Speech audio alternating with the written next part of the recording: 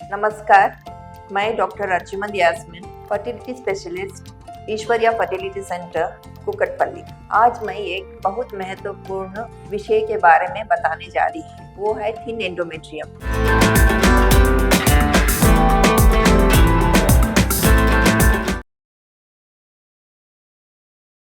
ये है गर्भाशय। ये गर्भाशय के अंदर 3 लेयर्स होते हैं। ये है सीरोसा, ये मायोमेट्रियम है।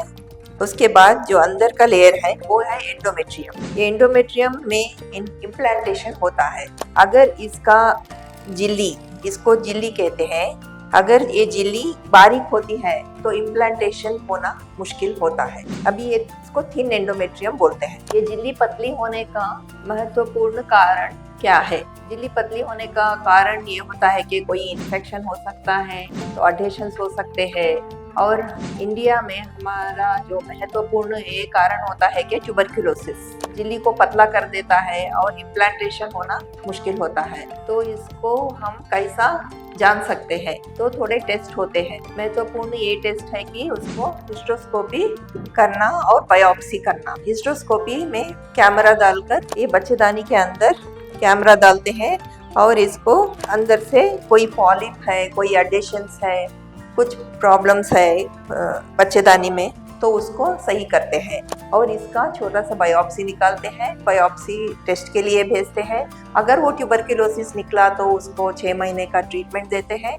और इसके बाद अगर नहीं भी है तो उसको दूसरा कारण देखते हैं, क्या वजह है, तो उसको सही करके फिर उसको हमल होने के लिए ट्रीटमेंट स्टार्ट करते हैं। दूसरा ये कारण भी हो सकता है कि पॉलीसिस्टिक ओवरी में थिन एंडोमेट्रियम होता है। और एक कारण है जो ऑलरेडी कुछ दवाई जैसे क्लोमिड ये खा रहे हैं तो उसमें भी झिल्ली पतली होती है।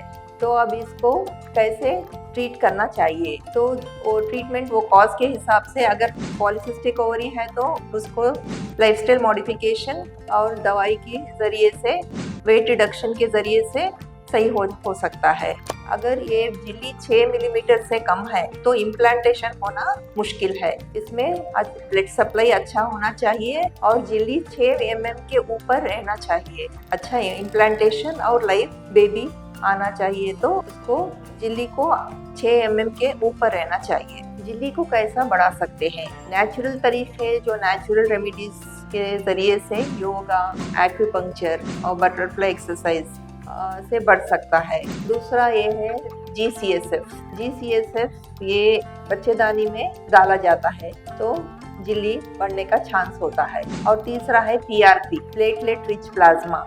इसे अपना वो खून लेकर उसको सेंट्रीफ्यूज करके जो उसमें नीचे प्रिसिपिटेट होते हैं सेल्स, उसको बच्चेदानी में डालते हैं। इससे भी वो बच्चेदानी की झिल्ली बढ़ती है। और स्टेम सेल थेरेपी से बोन मैरो से स्टेम सेल्स निकालकर वो बच्चेदानी में डाले जाते हैं तो उससे भी झिल्ली बढ़ती है। और अगर ये सब कर लिए तो सक्सेस नहीं हुआ तो नेचुरल साइकिल IVF भी ट्राई कर सकते। अगर आपको थिन एंडोमेट्रियम के बारे में कोई सवाल पूछताछ करना है तो नीचे दिए गए नंबर पर संपर्क कीजिए और हमेशा आपके लिए हाजिर होते हैं और आपके जो भी डाउट्स है क्लियर करते हैं और आपको मदद करते हैं।